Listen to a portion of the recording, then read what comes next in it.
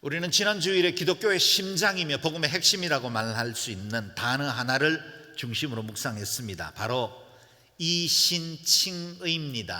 믿음으로 의롭게 된다는 것이죠. 우리가 의롭게 되는 것은 율법도 할례도 종교적인 의나 수양도 우리의 인격도 업적도 행위도 아니다는 겁니다.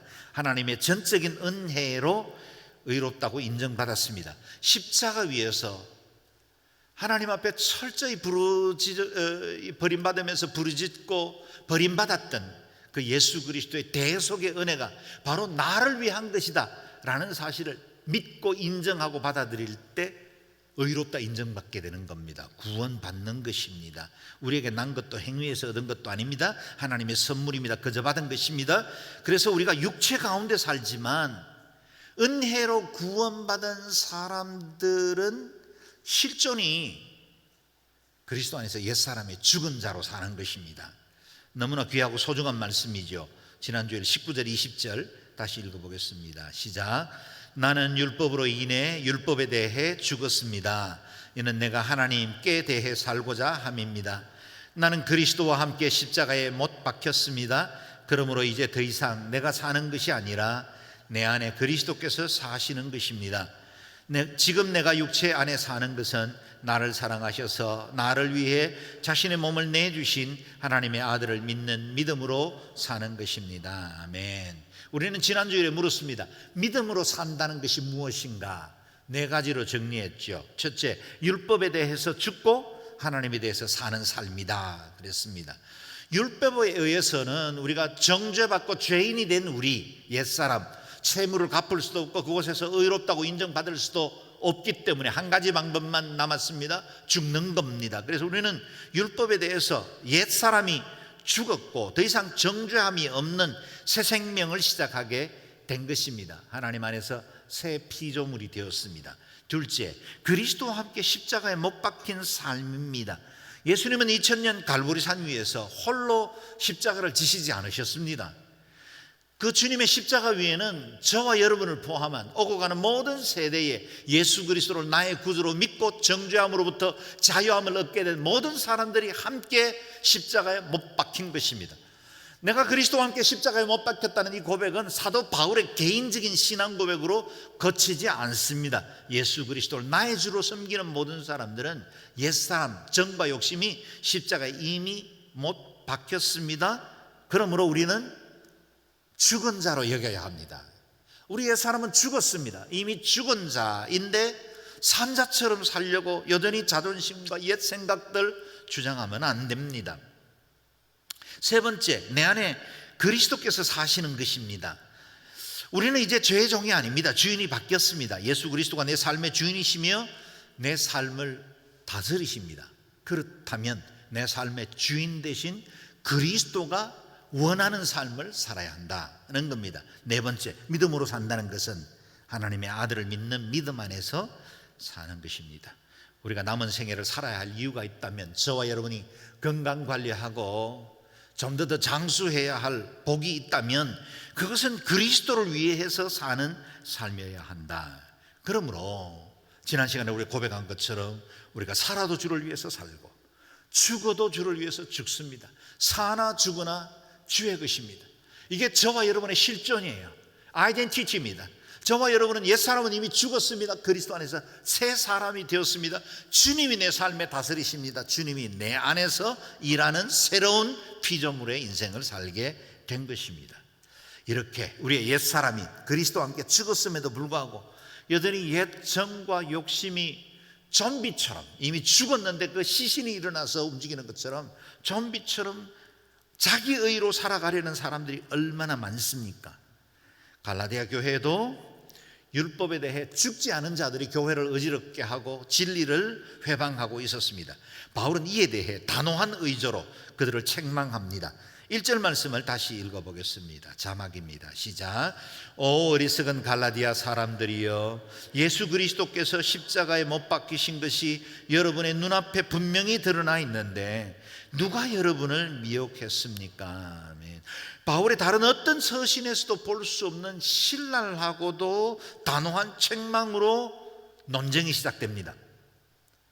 갈라디아서는 1장 2장은 바울의 사도됨을 변증하는 내용이라면 3장과 4장은 갈라디아 교회에 꼭 전해야 할 믿음으로 말미암는 구원에 관한 교리편이고 5장 6장은 어떻게 우리가 믿음으로 살아야 하는가에 대한 삶의 실천편이라 할 수 있겠습니다. 그런데 그 본론이 시작되자마자 바울은 갈라디아 사람들에게 신랄한 책망을 합니다. 오 어리석은 갈라디아 사람들이여, 갈라디아 교회가 예수 그리스도의 복음으로 구원받고 이전에 경험해보지 못한 놀라운 하나님의 은혜를 경험했음에도 불구하고 한 번의 의구심도 품지 않고 저항도 해보지 못한 채 옛 유대 율법주의에 미혹되는 것을 보는 사도 바울의 안타까운 마음이 이 말에 함축되어 있습니다. 어찌 그리 어리석은가. 동시에 성령님의 탄식이기도 하죠. 갈라디아 교회에 말씀이 없었습니까? 아닙니다. 말씀이 있었습니다. 그리스도의 십자가의 은혜를 모르는 바도 아닙니다. 분별할 수 있는 능력이 있었음에도 불구하고 휩쓸려 미혹된 것에 대한 안타까운 마음으로 그들을 책망하기를, 그들의 어리석음을 드러내는 것입니다. 그들의 결정적인 실수는 무엇일까요?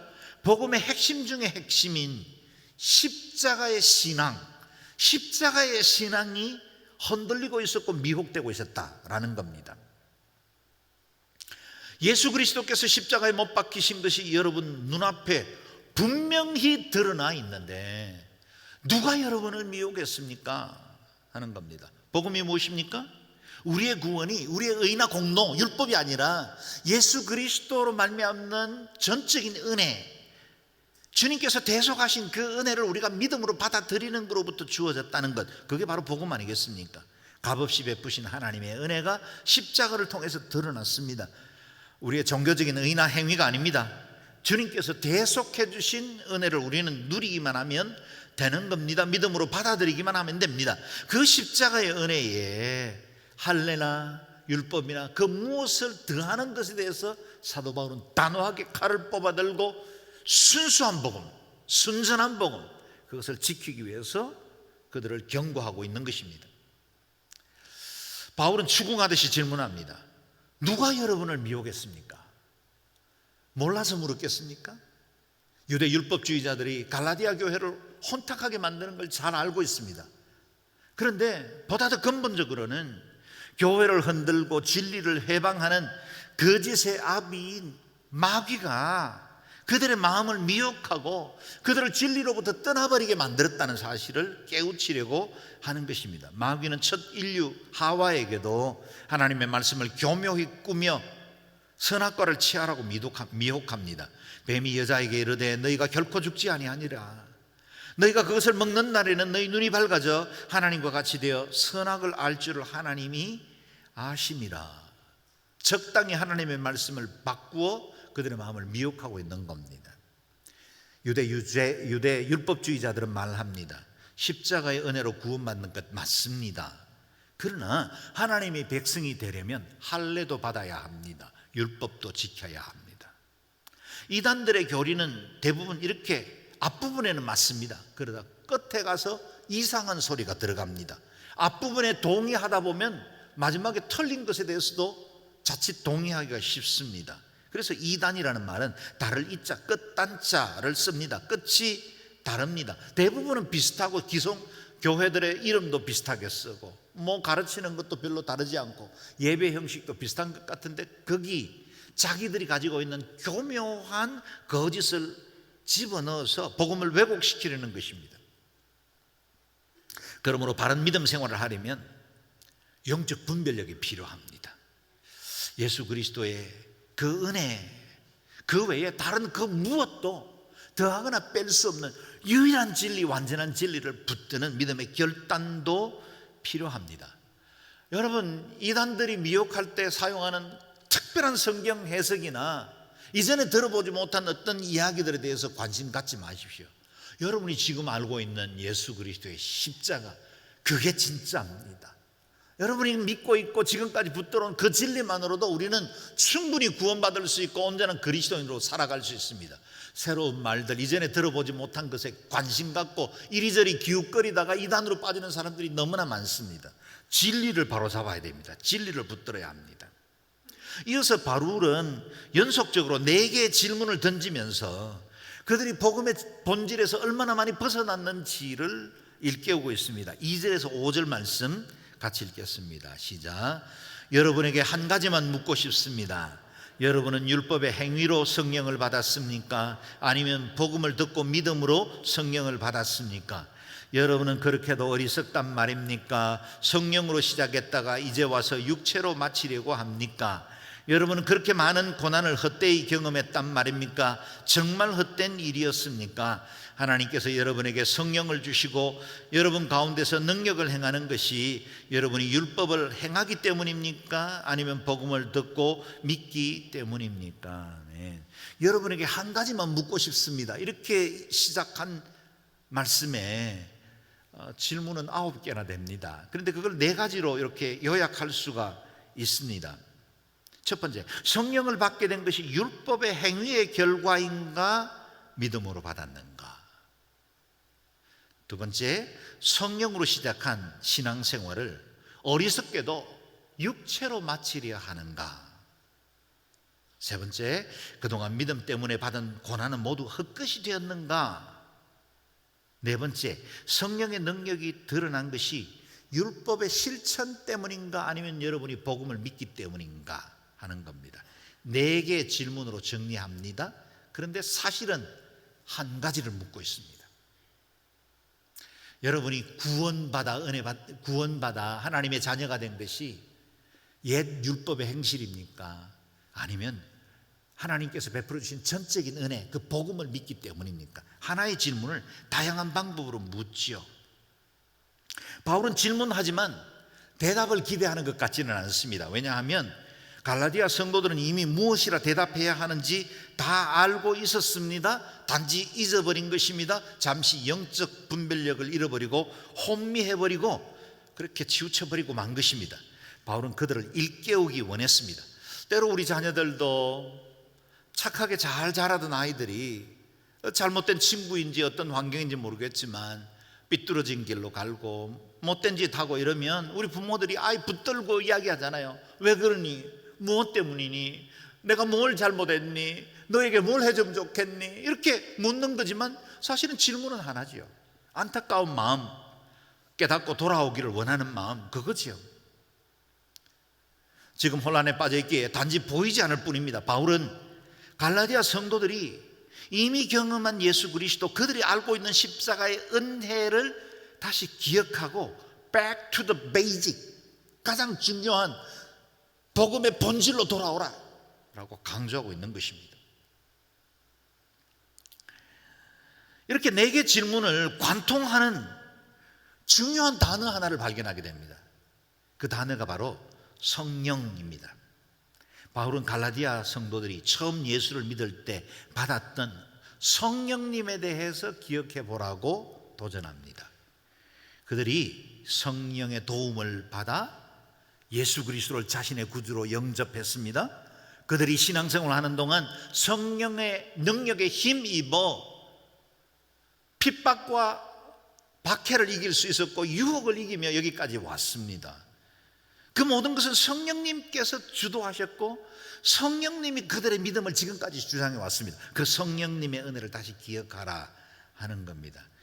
그들이 하나님의 은혜에 감격하며 예수님을 믿게 된 그 시점에 율법도 할례도 아무런 기능을 하지 않았습니다. 오로지 성령님의 감동만이 그들의 마음을 주장해 왔다는 사실을 깨닫게 하는 겁니다. 그래서 묻습니다. 여러분은 율법의 행위로 성령을 받았습니까? 아니면 복음을 듣고 믿음으로 성령을 받았습니까? 바울은 갈라디아 성도들이 이미 성령 받았다는 사실을 전제하며 묻는 겁니다. 그들이 그동안 받았던 성령, 그들이 믿고 있는 예수, 그건 결코 율법이나 할례의 도움을 받은 것이 아니다라는 겁니다. 그저 복음을 듣고 믿을 때 받은 성령이다라는 사실을 말해주지요. 이점에서 우리는 이런 의문을 하나 던질 수 있습니다. 우리가 믿어서 성령을 받는 것입니까? 아니면 성령님의 도움으로 우리가 믿게 된 것입니까? 어느 것이 먼저인가 분명히 나누는 것은 쉽지 않습니다. 그러나 성령님의 도움이 없이는 믿을 수 없고 동시에 믿음이 없이는 성령님이 역사하지 않습니다. 그것은 순서의 구분이 쉽지 않는 동시적인 사역이다, 이렇게 말할 수 있겠어요. 우리가 예수 믿게 된 것도 성령님의 은혜가 있기 때문에 믿게 된 겁니다. 동시에 우리의 믿음이 있기 때문에 성령님이 구체적으로 역사하는 거죠.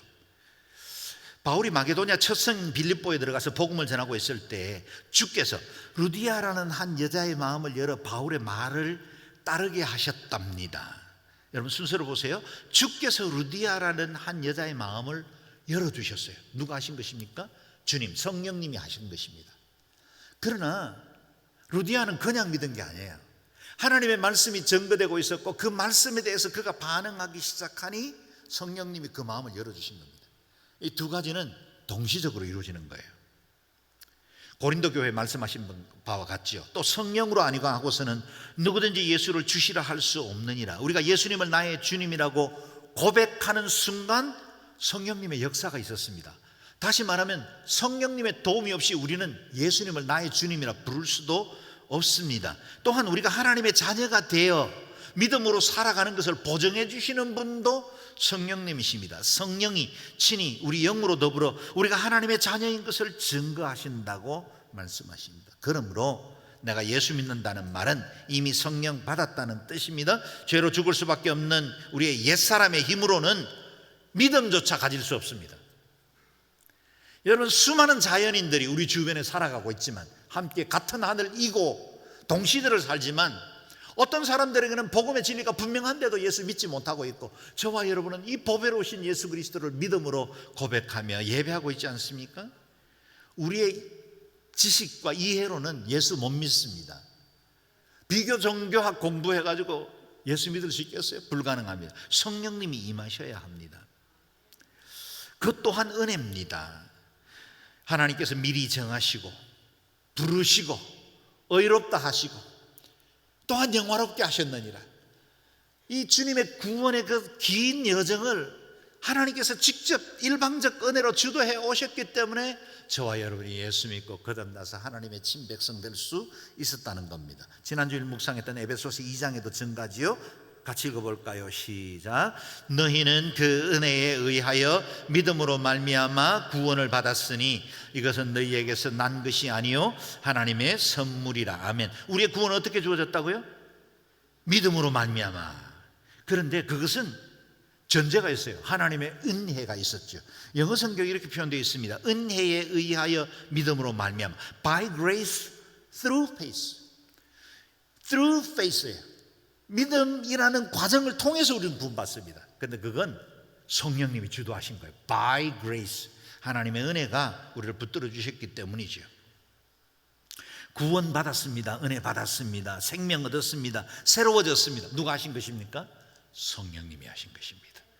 누가 그 일의 주인이십니까? 하나님이 주도하십니다. 우리는 믿음으로 반응하기만 하면 됩니다. 받아들이기만 하면 되는 거예요. 그래서 우리가 하나님의 선물이다 그렇게 부르는 겁니다. 이렇게 정리해 볼까요? 우리가 믿음으로 의롭게 된 바로 그 순간 성령님도 함께 일하십니다. 그러므로 의롭게 되는 것도 성령 충만한 삶을 사는 것도 믿음으로 이루어집니다. 그래서 두 개의 단어를 기억해 볼 필요가 있어요. 우리가 지난 시간에 묵상했던 이신칭의 믿음으로 의롭게 된다는 말과 동시에 이신덕영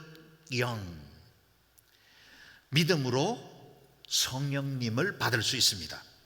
이신덕영이라는 말은 아마 생소할 겁니다.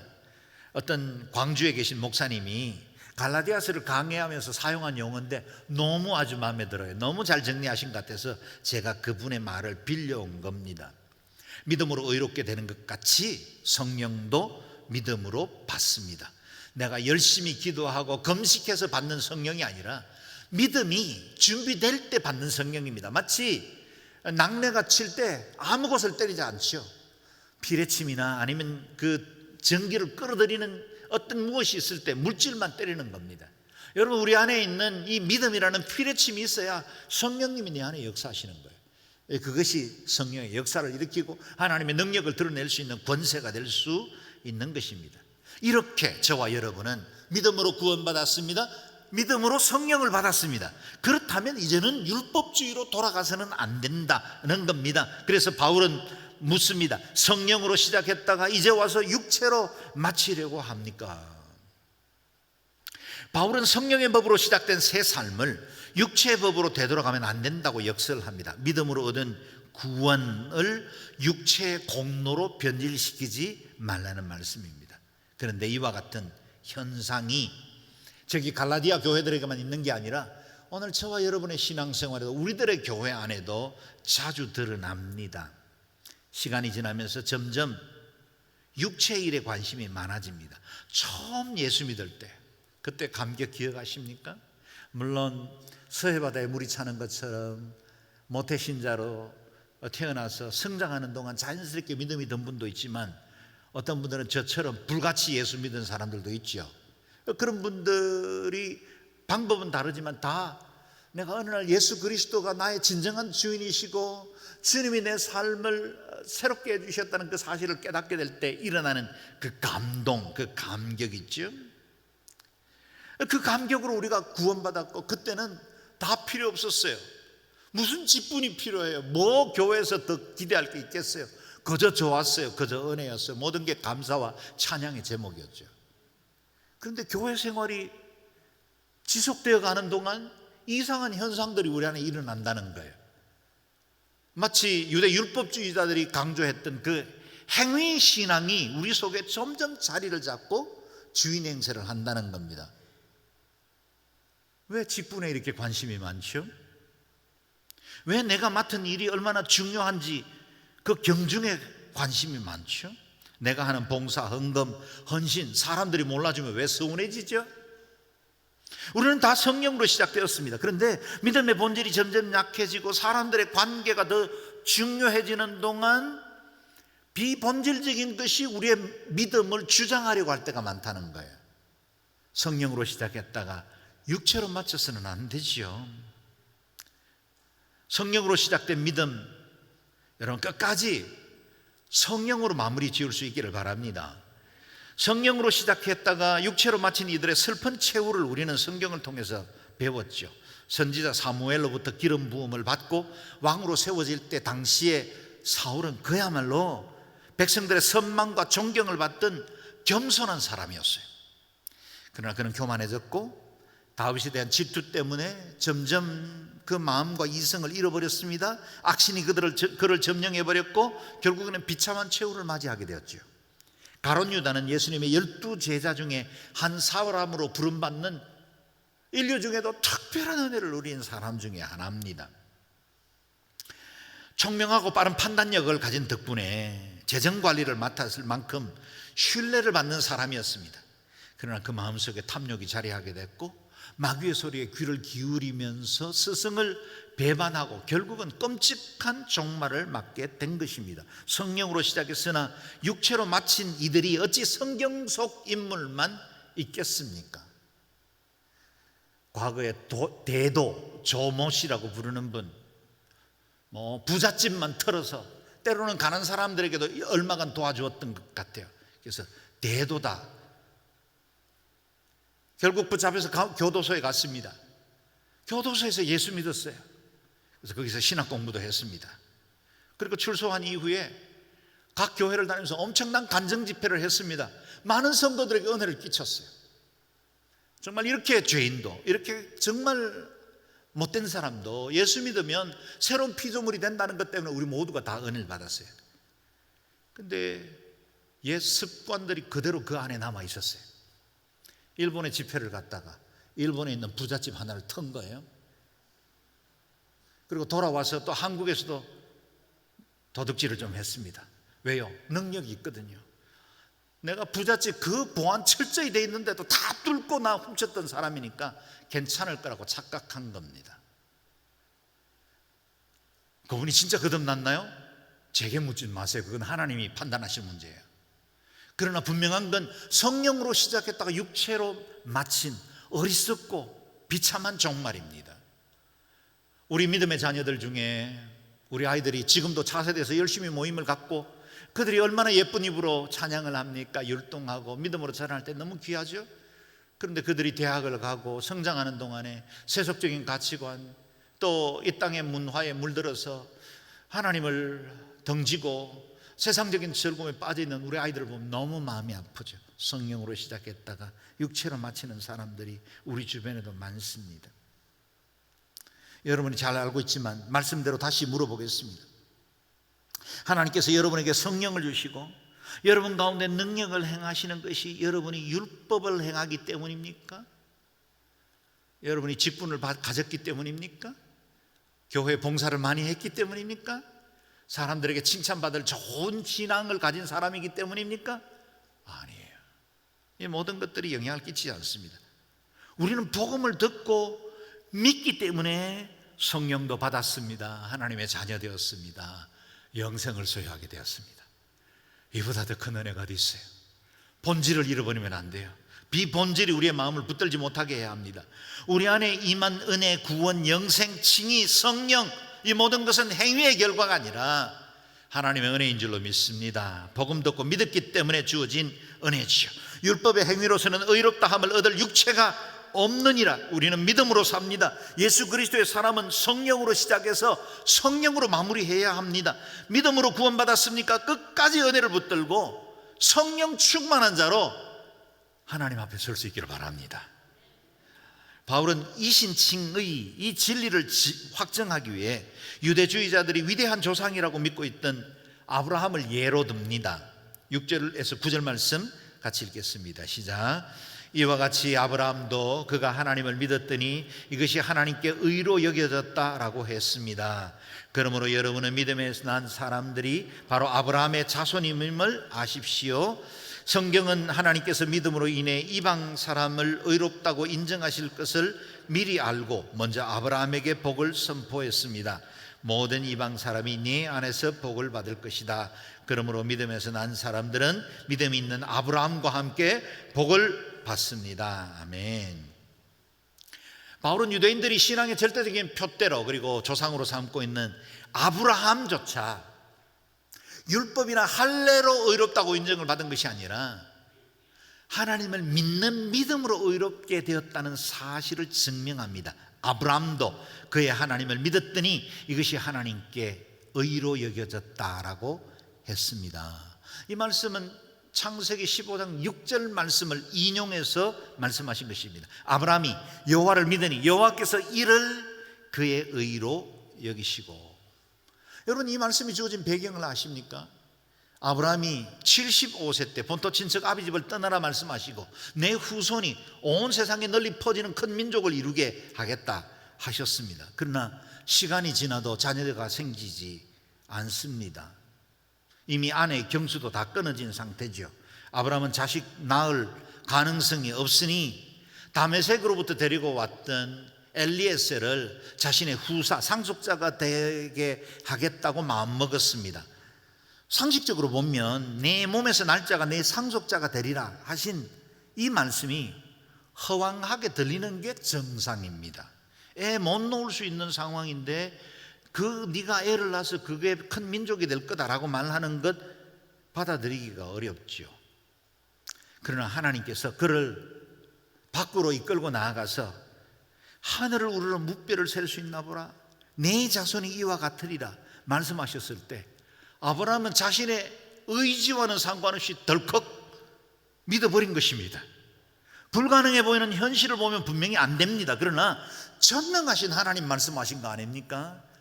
온 세상을 창조하시고 지금도 세상을 운영하시며 무에서 유를 만들어내시는 하나님이 아니십니까? 못하실 것이 없는 분이시죠. 그분이 말씀하셨다면 이루어질 것이라고 믿음으로 받아들여진 겁니다. 그랬더니 하나님께서 그 믿음을 보시고 아브라함을 의롭다 인정하신 것입니다. 그런데 이 믿음으로 의롭게 된 그 시기가 중요합니다. 아브라함이 의롭다고 인정받은 것은 할례를 받기 십수년 전이었습니다. 무엇보다 율법이 주어지기 전에는 400년 전 있었던 일입니다. 그렇다면 아브라함이 의롭다고 인정받은 것은 할례나 율법과 상관이 없다는 사실을 증거할 수 있죠. 또한 아브라함은 그 이후에도 믿음 없는 자처럼 넘어지기도 했습니다. 아시는 또 이 사건 얼마 후에 아브라함은 자신의 노력으로 후대를 이어보려고 하갈에게서 이스마엘을 얻습니다. 믿음 없는 행위였죠. 믿음으로 의롭다고 인정받았는데 그 이후부터는 의롭고 정말 신실한 하나님의 사람으로 살았는 것이 아니라 또 넘어진 겁니다. 또 실패한 겁니다. 또 의심한 겁니다. 그런데도 하나님은 아브라함을 의롭게 여기신 그 약속을, 언약을 유효하게 유지시켜 주셨습니다. 그렇다면 저와 여러분, 예수 그리스도 안에서 거듭나 새 피조물이 되고 하나님의 백성 된 이후에도 때로 넘어지기도 하고 하나님 말씀에서 벗어나도 여전히 우리를 향하신 하나님의 언약은 유지된다는 사실을 알게 됩니다. 아브라함은 하나님을 믿음으로 인해서 구원을 받았고, 그리고 그 구원은 유효해서 모든 민족에게 복이 될 때까지, 다시 말하면 예수 그리스도 안에서 그 언약이 완성될 때까지 그 언약을 이어가게 되었습니다. 8절 말씀을 다시 보십시오. 성경은 하나님께서 믿음으로 인해 이방 사람을 의롭다고 인정하실 것을 미리 알고, 미리 아셨죠. 먼저 아브라함에게 복음을 선포했습니다. 모든 이방 사람이 내 안에서 복을 받을 것이다. 믿음으로 의롭게 된 아브라함처럼 모든 이방 사람들도, 저와 여러분도 예수 그리스도를 구주로 믿는 그 순간 의롭다고 인정을 받게 되었다라는 겁니다. 그리고 그 언약은 모든 나라와 종족과 백성과 방언들에 동일하게 적용됐다는 겁니다. 아브라함의 삶의 중요한 변곡점을 맞이할 때마다 하나님은 아브라함에게 다시 이 언약을 확인시켜 주셨습니다. 갈대아 우르에서 말씀을 주십니다. 땅의 모든 족속이 너로 말미암아 복을 얻을 것이라. 이후에 소돔과 고모라를 심판하기 전에 말씀하셨지요. 아브라함은 강대한 나라가 되고 천하 만민은 그로 말미암아 복을 받게 될 것이 아니냐. 아들 이삭을 바치려 순종했던 그 모리아산에서도 하나님 동일하게 말씀하십니다. 또 내 씨로 말미암아 천하 만민이 복을 받으리니 이는 네가 나의 말을 준행하였습니다. 아멘. 아브라함에게 약속된 그 복이 이제는 천하 만민의 일부분인 우리에게까지 동일하게 주어진 것입니다.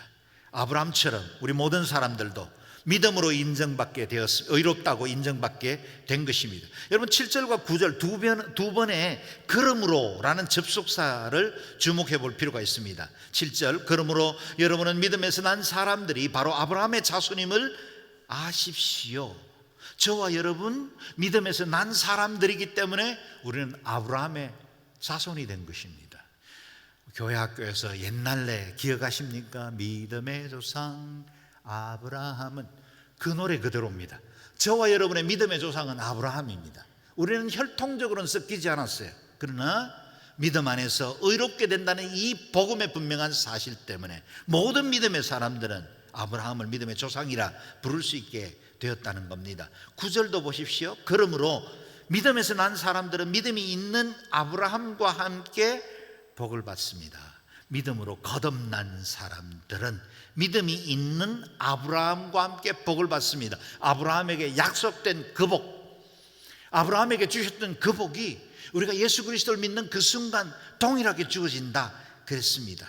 하나님의 자녀가 되었습니다. 선택된 언약의 백성이 된 것입니다. 그러므로 이 아브라함의 언약 바깥에 있는 사람들, 그들이 바로 율법 곧 행위 아래 있는 사람들은 저주 아래 있는 사람이 된 것입니다. 10절에서 12절 말씀 같이 읽겠습니다. 시작. 율법의 행위에 근거해 사는 사람들은 모두 저주 아래 있습니다. 기록되기를 율법책에 기록된 모든 것을 항상 지켜 행하지 않는 사람은 다 저주를 받는다라고 했기 때문입니다.